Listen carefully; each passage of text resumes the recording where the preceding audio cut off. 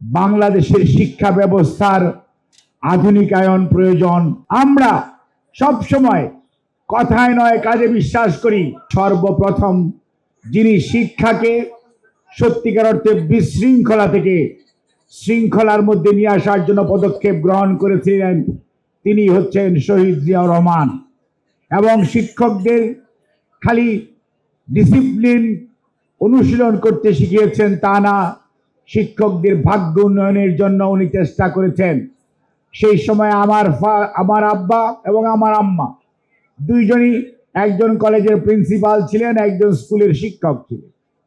এবং আমি দেখেছি ওনারা কতটুকু খুশি হয়েছেন যখন 50 ভাগ তাদের যে বেতনের এমপিও ভুক্তি হয়েছিল, বেতনের 50 ভাগ দেওয়া হচ্ছিল। অর্থাৎ শিক্ষকদের জন্য ভালো কাজে শুরু হয়েছিল বিএনপি শহীদ জিয়ার আমল থেকে।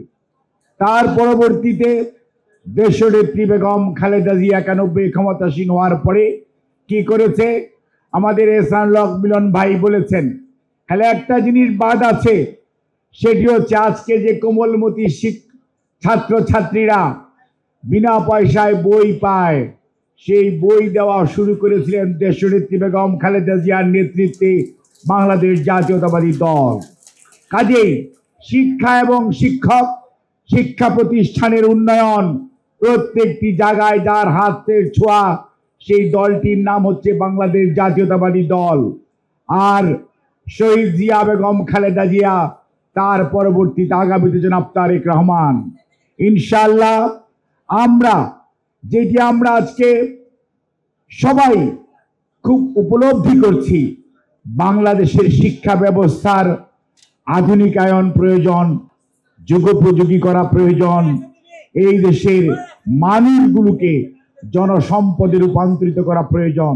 সে লক্ষ্যেই জনাব তারেক রহমান কাজ করছেন এবং আমরা খুবই আশাবাদী মধ্য ফেব্রুয়ারি নির্বাচনের পরেই দেশের মানুষের ভালোবাসায় সিক্ত হয়ে বাংলাদেশ জাতীয়তাবাদী দল দেশ পরিচালনার দায়িত্ব পাবে ইনশাআল্লাহ, নেতৃত্ব দিবেন জনাব তারেক রহমান।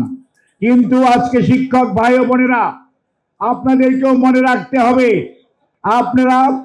আমরা সব সময় কথায় নয় কাজে বিশ্বাস করি।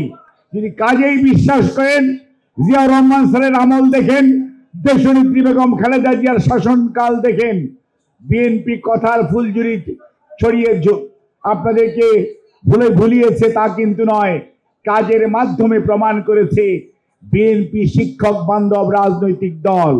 কাজেই আগামী দিনও আপনাদের যে দাবি, অর্থাৎ 100% জাতীয়করণ, সে দাবি তো শুধুমাত্র সময়ের ব্যাপার।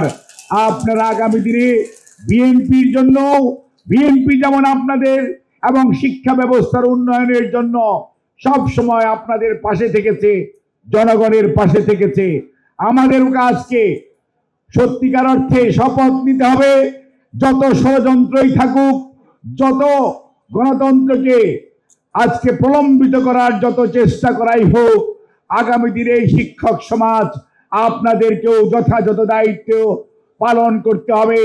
এবং একই সাথে মধ্য ফেব্রুয়ারির নির্বাচন সুন্দর সঠিকভাবে হওয়ার জন্য দেশের মানুষের পাশে, গণতন্ত্রের পাশে, বিএনপির পাশেও আপনাদেরকে দাঁড়াতে হবে।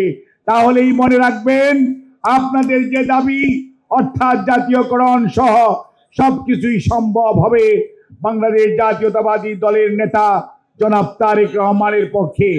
আজকে আপনাদেরকে শুধুমাত্র এ কথাটুকুই বলতে চাই, বিএনপি কথায় নয় কাজে বিশ্বাস করে।